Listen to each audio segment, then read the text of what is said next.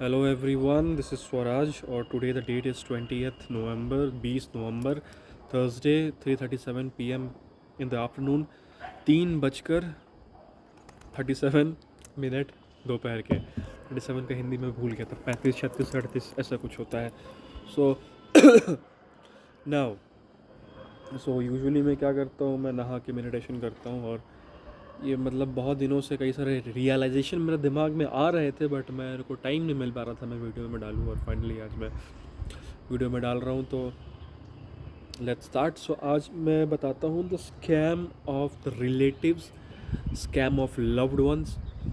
जब मैं इस्कॉन में मतलब जुड़ा हुआ हूँ कई सालों से, स्पेशली जब मैं आश्रम जाके मैंने बहुत क्लोजली इस्कॉन को देखा, और जितने भी मैं ऑर्गेनाइजेशन जाता हूँ वो कहीं ना कहीं बोलते हैं संसार माया है, ये है वो है। देखो, एक सुन लेना दूसरी बात है, बट एक रियलाइज़ कर लेना असली बात है।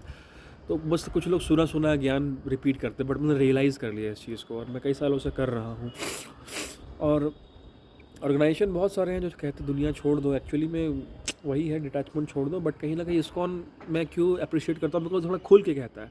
बाकी ऑर्गेनाइजेशन भी ये कहना चाहते हैं, बट कहीं ना कहीं उनको लगता है कि मैं इतना बोल दूंगा तो लोग आएंगे ही नहीं लोग जुड़ेंगे ही नहीं तो कहीं ना कहीं बहुत हल्का हल्का बोलते हैं, और जब बहुत एडवांस जाओगे तब लेटर स्टेज में बहुत ज़्यादा बोलेंगे। बट इस्कॉन डे वन से ये बात बोलता है। जब सुबह उठता था मैं, तो सुबह उठते ही बोलेंगे मर जाओगे, ये है वो है संसार। किस तरह सबसे बड़ा स्कैम जो है आपके लव्ड वंस, आपके परिवार, आपके रिश्तेदार करते हैं। रिश्तेदार तो चलो बदनाम हो ही गए हैं इस कलयुग में। आपके अपने अपने माँ बाप, अपने भाई बहन जो आपसे बहुत ज़्यादा क्लोज है, वो लोग करते हैं। स्पेशली जब आपकी बीवी, आपकी गर्लफ्रेंड जो भी है। तो कैसे बताता हूँ मैं, तो यूजुअली जैसे 2011-12 की बात है, जब मैं क्लास 10 में था, तो केजरीवाल जी बड़ा फेमस हो रहे थे। और मीन अन्ना हज़ारे ने एक मूवमेंट शुरू किया था, लोकपाल भी डालना चाहिए, करप्शन वगैरह होगा। तो वो आंदोलन कर रहे थे, वो जंतर मंतर धरना वरना कुछ दे रहे थे, सबकी चीज़ें चल रही थी। तो क्या हुआ कि अन्ना हज़ारे के साथ एक ये नाम जुड़ रहा था, किरण बेदी, केजरीवाल, इन सब का नाम जुड़ रहा था, ठीक है। तो फिर धरना वरना दिया, रामदेव बाबा ने भी अपना चलाया स्वदेशी वाला मूवमेंट के लिए। तो कहीं ना कहीं रामदेव बाबा को, तो उस वक्त ना मेरे को दिमाग में, एक बच्चे के दिमाग में, आम जनता को ये फील हो रहा था। देखो, एक थी रियलिटी और एक परसीव्ड रियलिटी। रियलिटी में जो सच में जिसके पीछे, और एक परसीव्ड रियलिटी है, ठीक है। तो हुआ है कि एक मेरे को एज अ बच्चा, जो उस वक्त मेरी उम्र कम थी, और जो नॉर्मल पब्लिक को जो लग रहा था कि भाई रामदेव बाबा सच में एक क्रांति लाना चाहते हैं, और अरविंद केजरीवाल और अन्ना हज़ारे मिल के करप्शन हटा देंगे, और यही फील हुआ।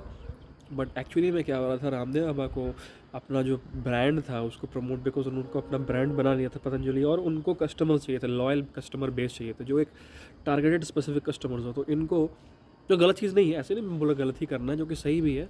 बट बाद में उन्होंने, उनको ये चीज़ अच्छी करनी थी, जो भी है वो बाद में टॉपिक टॉपिक पर टॉपिक निकल जाएंगे। तो उन्होंने धरना दिया, ऐसे किया वैसे किया, कहीं ना कहीं न्यूज़ में छाए हुए हैं रामदेव बाबा। अब रामदेव बाबा कौन है, पतंजलि ये वो है। तो अब अगर आप आके बोलोगे चलो जेल वेल गए, फिर बच के निकले, 6 महीने बाद उनको हाउस अरेस्ट मिला, जो भी मिला, 6 महीने बाद लोग जान तो गए कि भाई रामदेव बाबा कोई है। और अकल को अगर आके बोलेंगे टीवी पे कि पतंजलि स्वदेशी, तो कहीं ना कहीं आप बिलीव करोगे। इनफैक्ट कोई अगर एक कबूट पहन के एक बंदा हो, बोले पतंजलि है, और फर्स्ट टाइम देखोगे, 6 महीने से पहले पब्लिसिटी, भले पॉजिटिव और नेगेटिविटी हो। और केजरीवाल भी ये काम कर रहे थे।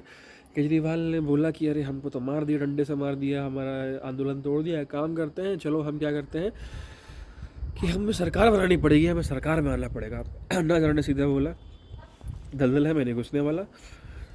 केजरीवाल ने बोला घुसना तो पड़ेगा, कीचड़ में उसको साफ करनी पड़ेगी। कहीं ना कहीं उन्होंने बोला कि भाई मैं अगर चुनाव लड़ रहा हूँ, केजरीवाल ने ऐसा बोला, जो अवध सर भी बहुत मतलब ड्रामेटिकली बोलते हैं कि सर मैं अगर चुनाव लड़ रहा हूँ तो आप पे लड़ रहा हूँ, आपके लिए, अपने लिए नहीं। मुझे पावर नहीं चाहिए, मुझे पोस्ट नहीं चाहिए, मुझे सीएम नहीं बनना, मुझे पीएम नहीं बनना। मुझे बनना है क्या, मुझे करप्शन निकालना है। और करप्शन से मुझे फ़ायदा, मैं आपके फ़ायदे के लिए कर रहा हूँ, तो मैं चुनाव लड़ रहा हूँ, आपकी लड़ाई कर लड़ रहा हूँ।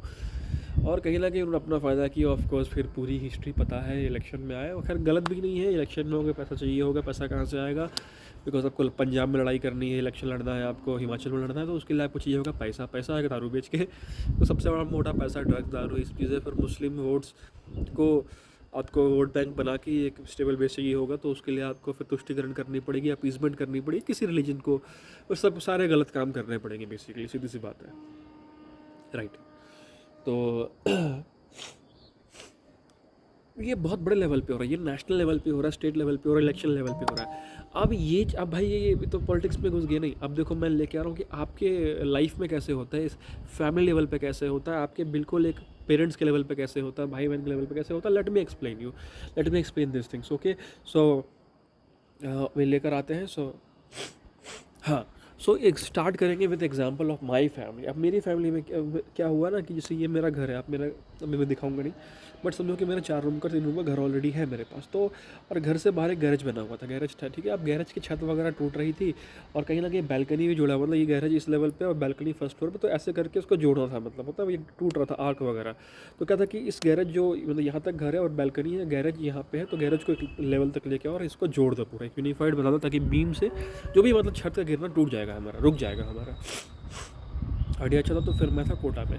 अब मैं जब कोटा में था तो मैं तो मेरे को समझ में पता नहीं चल रहा घर में क्या हो रहा नहीं हो रहा है, व्हाट्सएप वगैरह वीडियो कॉल नहीं था, मतलब है ना। ये 2015 की बात है। पापा ने सब कर लिया, अब 2-3 लाख रुपए लग जाने हैं। अब चूँकि पापा का ये फेलियर था एज अ इंजीनियरिंग फेलियर और आर्किटेक्चरल फेलियर, ये पापा का था उनका, ठीक है।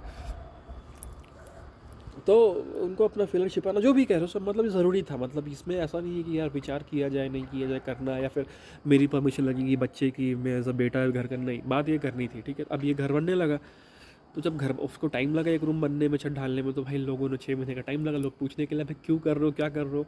तो वो नहीं बोल रहे कि भाई मेरी इंजीनियरिंग गलती हो गई थी, मुझसे गलती हो गई थी, मैं उसको ढकने के लिए कर रहा हूँ, या फिर ये बहुत ज़रूरी है, इसके बिना घर नहीं चलेगा। उन्होंने क्या बोला कि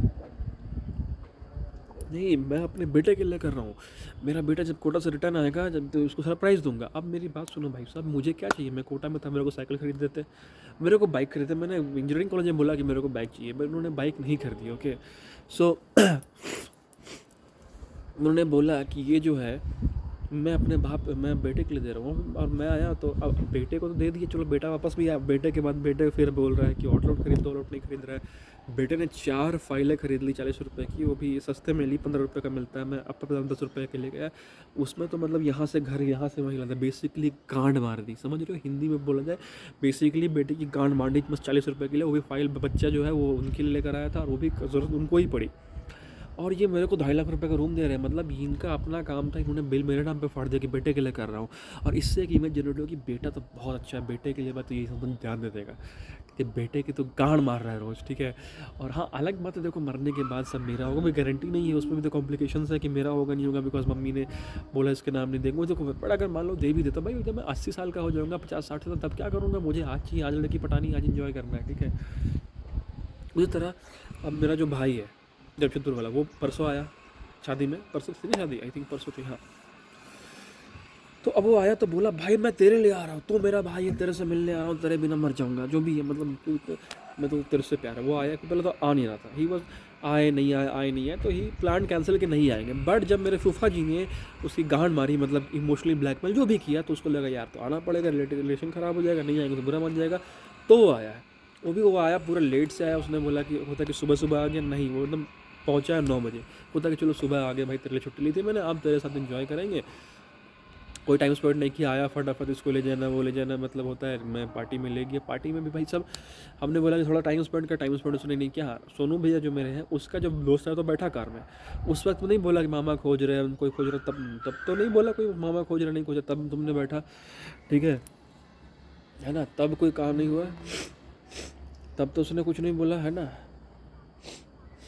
उसके बाद फिर सुबह हुई, सुबह मतलब 6 बजे बजते सुबह भाग गया। और उसने बोला कि मैं तेरे लिए आता, तो मेरे साथ टाइम स्पेंड किया, चलो पैसा खर्चा करता, मैंने ही नहीं खर्चा करने दिया, बट जो भी है वो मेरे लिए नहीं आया था। He just came for a formality कि अगर मैं नहीं आऊँगा तो शादी में he did the bare minimum thing. तो वैसे ही जो पेरेंट्स इंडिया वाले हैं, मेरे पेरेंट्स भी स्पेशली, उन्होंने शादी तो कर ली, करना पड़ा, कोई पापा मम्मी के पास कोई ऑप्शन नहीं, तो पापा तो खुशी मतलब सूली चढ़ रहा था, उनको लगा शादी हो जानी चाहिए, हुई, उनको वेट करने का मन होगा, but there was no option in that time बच्चा करने के लिए। बच्चा कर दिया, अब बच्चा मैं झेला, बहन चो ज़िंदगी पर झेल रहा हूँ, आज भी झेल रहा हूँ, मतलब मैं लाइबिलिटी हो गया हूँ।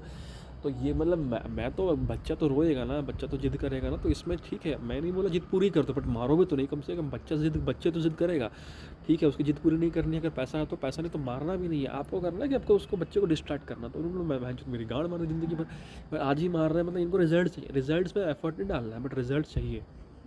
अगर आप चाहते हो आपको बेटा 10th में अच्छे नंबर लाए, 12th में अच्छे नंबर लाए, या फिर किसी चीज़ में, तो आप उसको कोचिंग में डालो, आप स्कूल में डालो, कुछ भी करो, बट इनको इनपुट कुछ नहीं डालना, बस आउटपुट चाहिए। मतलब ये तो मतलब एक तरह का एक्सप्लॉयटेशन है ना, इनपुट मैं कुछ डालूंगा नहीं, आपको आउटपुट चाहिए।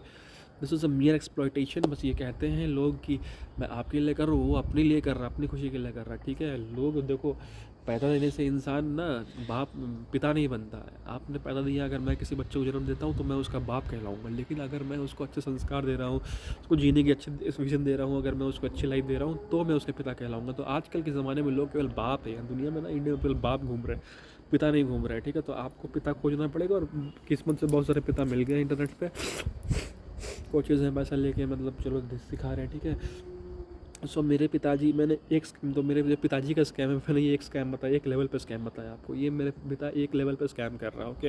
इस तरह मेरे पास कम से कम 100 एग्जांपल्स हैं। आई थिंक अगर मैं हिसाब लगाऊँ तो 1000 एग्जांपल्स आ जाएंगे। जो बचपन में, अभी मैं 28 साल का हूँ, तो बचपन से लेके मेरे बाप ने जो स्कैम किए हैं मेरे साथ, वो स्कैम है, ठीक है। उसके बाद मेरा भाई भी यही करता रहता, ये वो, उसको कुछ नहीं, उसको अपना काम करवाना था। उसके बाद अगर मेरी बहन देख लो, जमशेदपुर वाली, उसने बोला मोमो खाओ, ये करो, उसके लिए बुलाया, शादी उदी सब वेरीफाई करवा लिया, काम करवा लिया, अब मेरे को याद ही नहीं करती है ना। फिर जो मेरी मुँह बेली बहन है यहाँ पे, गुप्ता जी, उसने भी किया, उसको तो उसको चाहिए था एकदम हाय हेलो सब कुछ, एकदम सब कुछ हो रहा है, मेरे को रिस्पेक्ट देना, ये देना, काम खत्म, निकल गए, भूल गए। पटेल नगर वाली जो बहन है, बोली बहन, वो उसका भी वही राखी तो बांधती है, बट वही पैसे के लिए, जब राखी ना हो उसके बाद कोई काम नहीं, ठीक है।